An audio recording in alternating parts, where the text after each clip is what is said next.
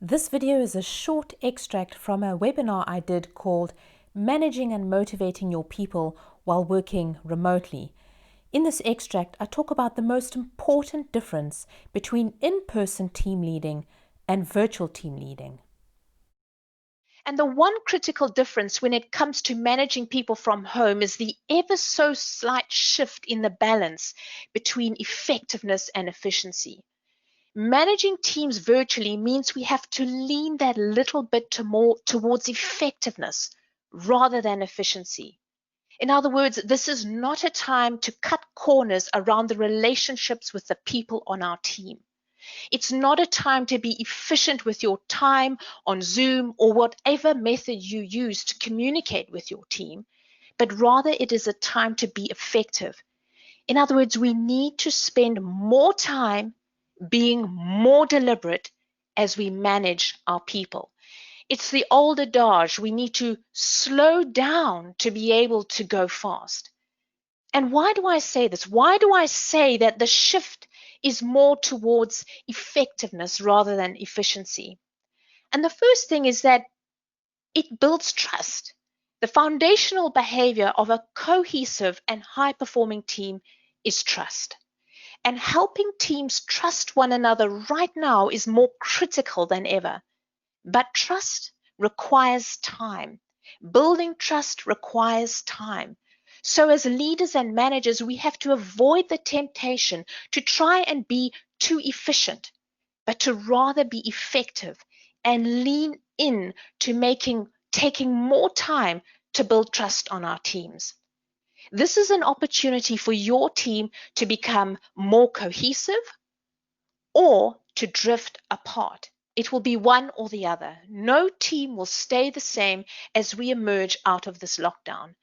And my encouragement to you is to choose to build team cohesion by focusing on building trust. The second reason why it is so important is that it leads to quicker and better results in the long term. We slow down to go fast in the long term. The more trust there is on a team, the quicker your team members will get things done and the better the results will be on that team.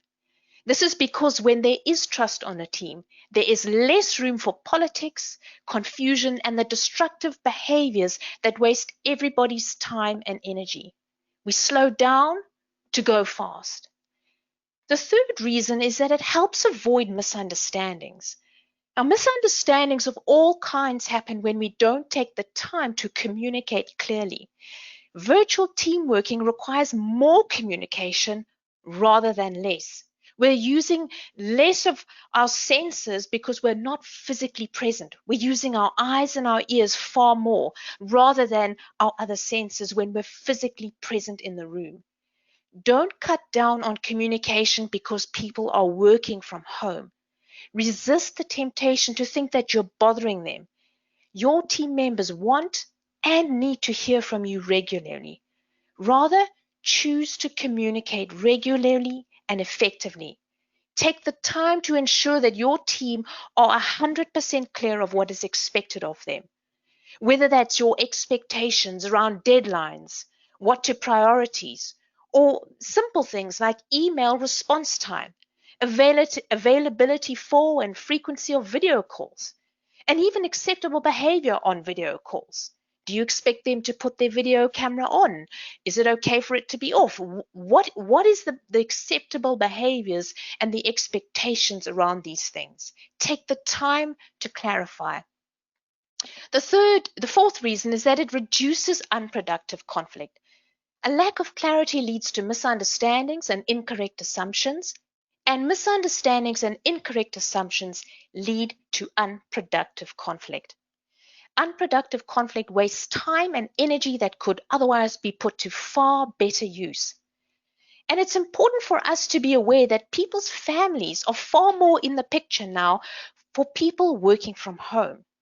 You may not always have the chance to debrief with your team member before they go and interact with their own families. So if we give someone on our team feedback that we haven't had the time to deliver in a constructive way, it could affect them negatively and bleed into their family life. We need to slow down and be that little bit more careful and that little bit more gentle. We need to be effective rather than efficient. And the last reason is that it promotes well-being. Now, employee well-being has become of increasing importance in recent times. Many of my own clients have come to me for help as their own leadership resilience has been chipped away over the lockdown period. And the fallout of this can be huge if we leave it unaddressed. In fact, a recent survey done by Gallup suggested that at least 76% of employees will experience burnout at some point or another in their careers. Now, funnily enough, it is commonly assumed that workload is the major cause for burnout. However, Gallup's research shows that although the number of hours people work each week does play a part, with burnout risk increasing significantly when employees exceed 50 hours, it's actually how people experience their work that has a stronger influence on burnout than the actual hours worked. What they found is when people feel inspired, when they feel motivated, and when they feel supported in their work, they actually do more work. And that work is significantly less stressful on their overall health and well-being. In other words, it's not just the number of hours a person works, but it's how they managed and how they experience work during those hours. So we have to take the time to make sure our team members feel supported. We have to be effective rather than efficient. And the best place to start is with your meetings. Make your virtual meetings great. These meetings should be the very best thing you do. Now, we have a tendency right now to have one big meeting for everything, but we should be having shorter, tighter, and more frequent meetings. This keeps team cohesion and motivation up.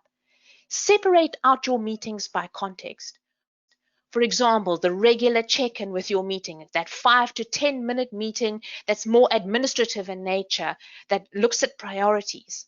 Some even suggest that a daily check-in could be very helpful. Then your weekly tactical meeting, where you check your progress against goals. Do you meet as a team discussing tactics?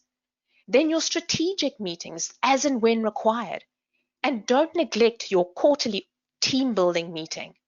And one important change to virtual team working is perhaps a virtual hangout, an open door meeting for bouncing ideas off one another.